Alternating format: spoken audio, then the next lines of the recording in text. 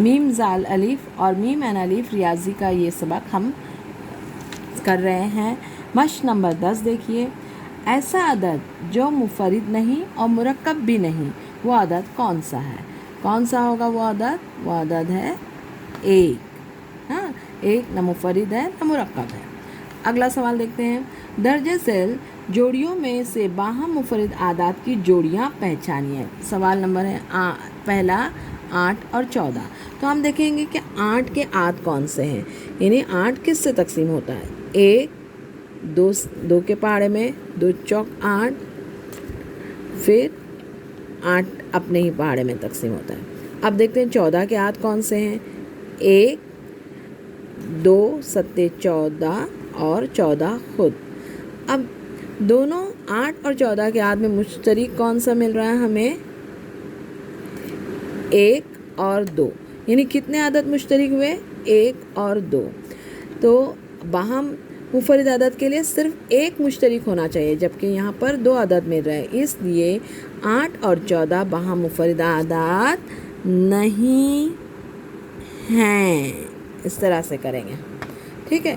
اب اگلا سوال دیکھیے، 4 اور 5 کو دیکھنا ہے۔ اس کے 4 کے عاد دیکھیں گے ہم، 1 2 اور 2 دونی 4، 4 کے عاد ہوئے۔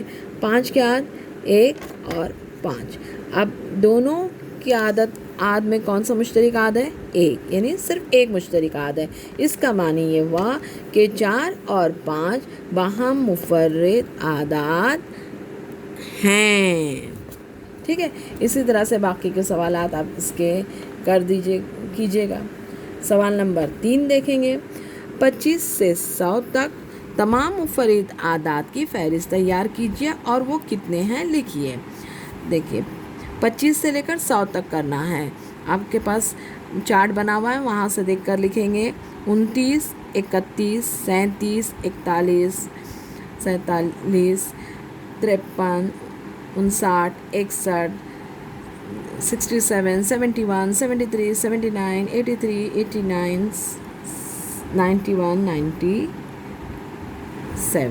تو اس طرح سے یہ جو ہے منفرد اعداد ہیں، اور ان میں سے کل کتنے ہیں یہ گن کے دیکھیے آپ، 17 ہیں، تو 17 لکھ دیں گے۔ اس طرح سے اب آئیے سوال نمبر 4 پر، 51 سے 100 کے تمام جوڑ منفرد اعداد کی جوڑیاں لکھیں۔ اب جوڑ منفرد اعداد یعنی کیا؟ جن کے اعداد میں 2 کا فرق ہوتا ہے۔ تو 51 سے 100 کے درمیان ڈھونڈنا ہے ہم نے، تو 59 اور 61 ہے نا، 2 کا فرق آ رہا ہے۔ اسی طرح سے 71 سے 73 2 کا فرق ہے، 89 سے 91 2 کا فرق ہے۔ تو یہ 3 جو ہے ہم کو 51 سے 100 کے جوڑ منفرد اعداد ملے۔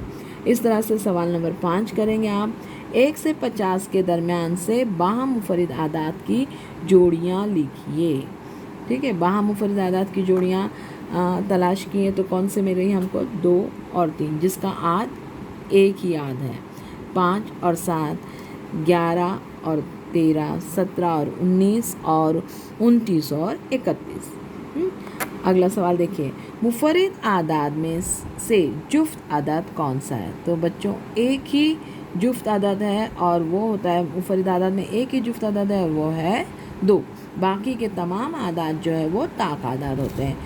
شکریہ۔